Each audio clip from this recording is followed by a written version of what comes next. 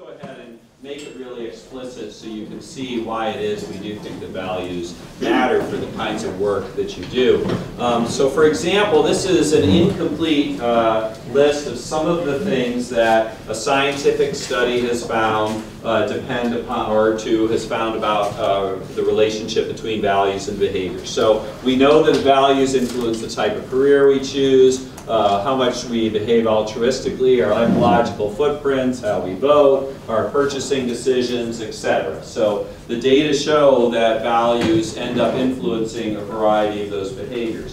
Again, is it a perfect correlation? Absolutely not, because there's lots of other things that can intervene between me caring about social justice and me actually behaving in a socially just way, okay? But nonetheless, values are one of the things which do influence these variety of different kinds of behaviors. We also know that our values influence our attitudes. So attitude, as psychologists talk about it, an attitude is a specific evaluation we have of a particular object in the world, okay? So I have an attitude towards cars, okay? To say we have values towards cars doesn't really make sense, but I either like or I don't like cars. I like or I don't like President Obama, let's say, okay? That's my attitude.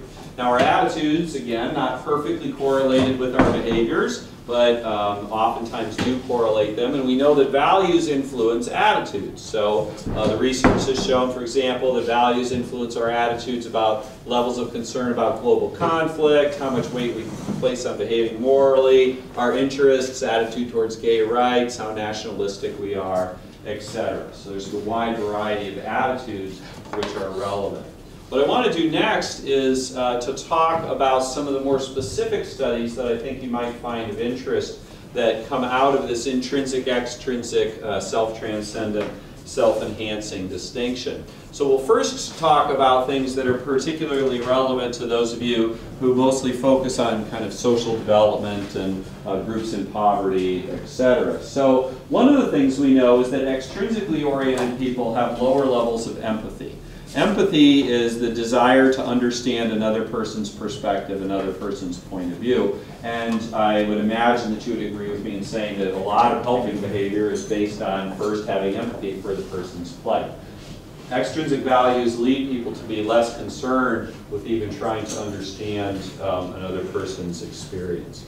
We also know that extrinsic values are associated with a more Machiavellian approach to life. Machiavelli, remember, wrote The Prince, which was a handbook about how to obtain and keep power. And basically the answer is manipulate people as necessary. Psychologists developed a measure of Machiavellianism out of, they just lifted lines right from The Prince, actually, and see how much people agree with them. Materialistic, extrinsic, self-enhancing people are more Machiavellian. There's also a construct in psychology called social dominance orientation. Essentially, this is the belief that my group is better than yours, and the reason that your group's not doing so well in the world is because your group has stupid and lazy people in it, okay? To the extent that people are more extrinsically oriented, they're more likely to endorse socially dominant beliefs that my group is better than yours and yours is worse because of these reasons. And perhaps then, not surprisingly, they're also more likely to endorse racial and ethnic prejudicial beliefs. Again, because of the fact that a lot of the social development work that we do is in order to help people who are of different groups and of different races, I hope you can see the importance of these values for these outcomes. We also know that values are associated with a wide variety of different kinds of antisocial behaviors. So people who are more extrinsically money-oriented tend to be more likely to have conduct disorder, to cheat, or to steal. There's also been studies in business settings that show that more materialistic, extrinsically oriented business people engage in more questionable ethical business practices. And some of you may have heard of the prisoner's dilemma game. That's a game that psychologists and economists use in order to assess people's behavior, where they can either cooperate or compete. So when you play the prisoner's dilemma game, you can earn points either by cooperating or competing. But if I make a cooperative decision, I earn points and you do too. But if I make a competitive, I earn points and you won't. research has shown that extrinsically oriented people, when they play the prisoner's dilemma game with their friends, make more competitive choices and less cooperative choices. Think what they'll do with people who aren't their friends. Then we take a look at ecological attitudes and behaviors. Part and parcel, as you've seen, of the self-transcendent values are valuing protecting the environment, caring about unity with nature and taking care of it, and having a world of beauty. We also know from studies that these values lead people to have different attitudes about ecological damage. So if you say to people, look, we know there's ecological damage happening, why are you concerned about it? Self-enhancing people say, well, I'm concerned because I might lose my beachfront house to erosion, or maybe I'm not going to be safe from the pollution. Intrinsically oriented people, self-transcendently oriented people might agree with those motives, but they also are more likely to say, and it might hurt people in developing nations and other species and future generations. Extrinsically oriented people don't care about that so much. We also know that these values are associated with the frequency of engaged. Hopefully they were recycling that.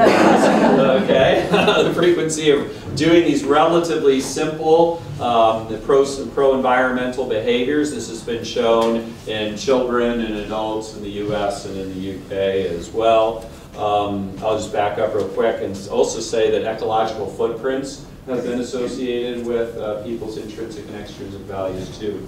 And then we did a study in Germany where we gave all the participants 10 euros and we brought them into a store that we set up where they could buy organic chocolate or regular chocolate or organic popcorn or regular popcorn. They had to spend most of their money, and we found that the people who had just been thinking about power values were more likely to buy the non-organic choices. The people who had just been thinking about universalism values were more likely to make the organic choices and less likely to take a plastic bag with them to bring their stuff back. I want to also note, and I alluded to this in answer to one of the questions, that, and this is where my research actually started 20 years ago, is that the distinction between intrinsic and extrinsic values also has a long history of being associated with people's personal well-being. So for example, we know that intrinsically oriented individuals report higher levels of life satisfaction, whereas people who are focused on money and image and status tend to be less satisfied with their lives. Intrinsic values are associated with higher levels of self-actualization, that being all you can be, as well as higher levels of vitality, which is that sense of energy and aliveness that we have some days. Extrinsic values, some days. Extrinsic values are associated with higher levels of depression and anxiety, which are two of the most common problems from which people in the West suffer. And also with the experience of positive and negative emotions. If you ask people to keep a diary and twice a day check off the extent to which they've been happy or joyful versus angry and upset, intrinsically oriented people have more of those pleasant emotions, extrinsically more of those unpleasant emotions. Similarly, a variety of different types of personality disorders have been associated with a strong focus on money and such, as well as smoking and alcohol use too. I view this as largely an attempt at self-medication. So some people go and get Prozac when they're depressed, others of us open up a few beers, right, as a way to kind of cope. So the reason I raise all of these things is that I know that probably most of you in the room aren't particularly focused on these outcomes, especially as you go about doing your work. But I think it's very important to recognize that we have values on our side with regard to well-being. It would be one thing if we're trying to say, shift towards intrinsic self-transcendent values, so, but by the way, you're going to have to make big sacrifices in order to do that. What I think this shows is that well-being, sustainability, and social justice, from a values perspective, are actually all congruent with each other, and that extrinsic values undermine our happiness, undermine our social justice, and undermine our ecological sustainability. This is also important for later when we talk about implications and the idea of working together. I'm sure Rich will bring that up then. One last thing I just want to mention has to do with national level values. So somebody has been asking about these kinds of issues. What you can do is you can, if you average across these samples of people and you look at their values, what you can do is say, well, there's this nation that values, X this much compared to this other nation. Okay, so you're doing this at a nation level analysis rather than a person level analysis. So I just published a study this year where we looked at 20 wealthy nations, so we weren't looking at poor nations, just wealthy nations, how much their citizens were valuing those self-enhancement values versus these more self-transcendent values. And I associated them with 4 different kinds of outcomes which concern how much the citizens might be trying to benefit future generations. And we found that after controlling for GDP, the more the citizens of a nation were focused on achievement, power, and status, the higher their CO2 emissions. You might remember that in 2007, UNICEF released a report looking at the ranking of 21 different wealthy nations in terms of child's well-being. My nation scored second to last, and your nation was last. I correlated values with that ranking, and the nations that were more focused on extrinsic values had children who had worse well-being. We also looked at the generosity of maternal leave policies. This is associated with these values at the nation level, as is the extent to which children are exposed to advertising. So these values at a nation level lead policies to be made and lead us to treat others in ways which end up influencing everyone's well-being, as well as social and ecological issues.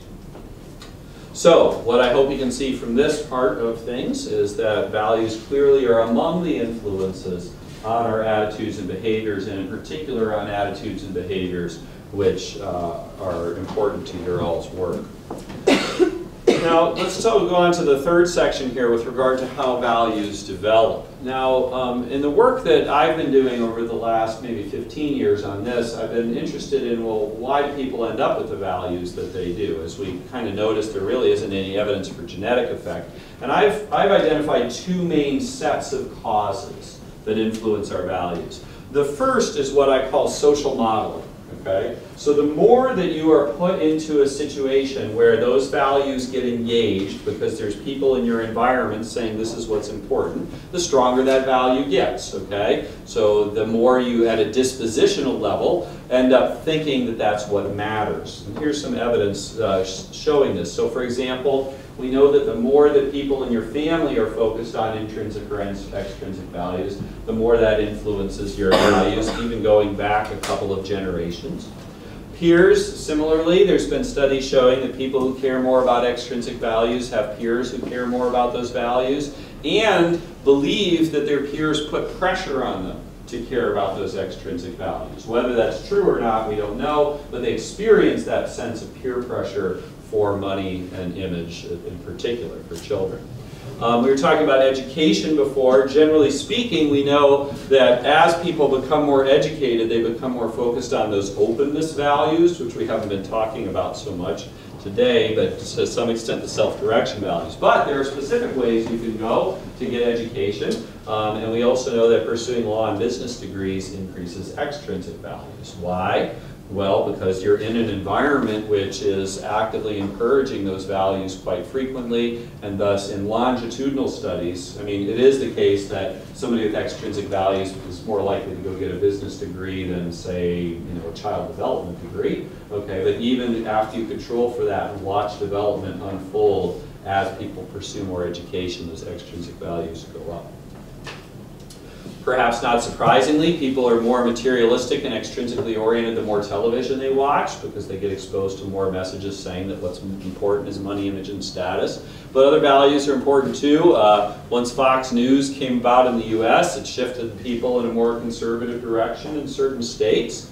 There's some positive things of TV sometimes. So in rural India, some women felt more empowered. But in Fiji, on the flip side, the introduction of television to Fiji was associated with the first recorded cases of eating disorders ever on the island. Okay? Why? Well, they were being exposed to a set of values about women's bodies that was very different from what they had seen before. They took those values on, and then you ended up with eating disorders. policy feedback. So the policies that our nations pursue, or our state or regional governments pursue, are a kind of social modeling. So we know, for example, once the East and Western Germany were reunited, the Eastern Germans started to live under Western German policies, okay, not the other way around. What they did was they measured people's attitudes and values around those policies. The West didn't become like the East, the Easterners became like the West, okay, as they began to live under those policies.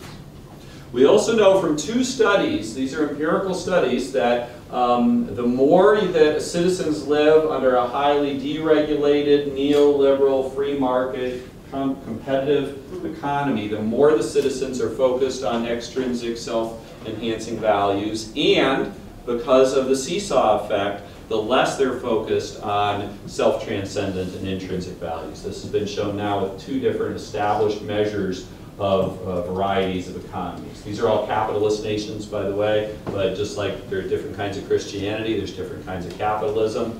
The more kind of hardcore neoliberal the capitalist environment, the more that people are focused on these self-enhancing values.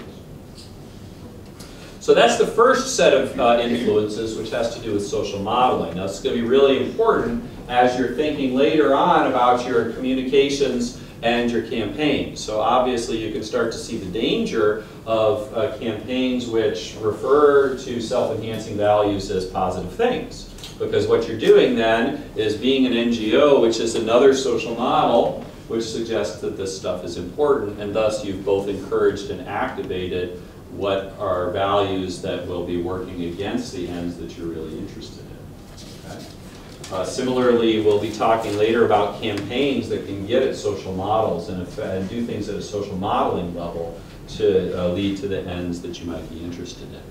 But that's for later, so now what I'll be talking about is threat. We also know from a variety of different kinds of studies that one of the things which leads people to orient in a more extrinsic self-enhancing way is a feeling of threat or a feeling of psychological insecurity. And I'm only going to tell you about a few of the studies that are out there. There are quite a number. So for example, we know that being raised in an environment with a more cold and controlling mother, which oftentimes makes you feel kind of threatened rather than warm and nurturing, that's associated with more extrinsic values.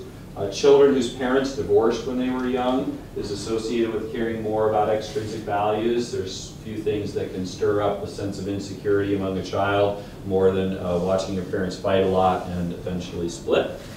Economic insecurity is associated with this as well. We know that growing up in poverty, which as many of you know quite well, is a real kind of sense of threat and insecurity. That's associated with the focus on extrinsic values. Furthermore, we've done lab studies where we bring people into the lab and we randomly assign them to imagine that they graduate during a recession or to graduate in a time when the economy is good. Then we ask them what their values are. They become more extrinsically oriented and money oriented if they're thinking about economically difficult times. So the recession is not our friend for some of these things, I would note. Social exclusion, these are devious but very interesting studies. So how these social exclusion studies work is I come into the lab as a study and you sit me down in front of a computer. And I believe that in 3 other rooms there are people just like me sitting in front of a computer. And we play a ball tossing game. So I sit there and all of a sudden this ball appears on my screen and I decide I'm going to toss it to Patrick there. And then I see that then Patrick tosses it to Sarah, and who tosses it to Nick, who tosses it back to me. Now, in one of the groups, you're randomly assigned where really Patrick, Sarah, and Nick are computerized things, and they're not really there, okay? And in the person's situation, we toss the ball back and forth pretty equally. In the social exclusion condition, what happens is we toss it back and forth pretty equally, but after a couple of minutes, they toss it among themselves and never pass it to me anymore. Afterwards, if you measure people's greedy versus pro-social behavior with regard to somebody totally different, that sense of exclusion and threat leads people in a more extrinsic fashion. Okay? We're very social animals. Our ancestors who got excluded got eaten. Okay? That was a big threat. All right? And so we're very focused on trying to maintain group membership.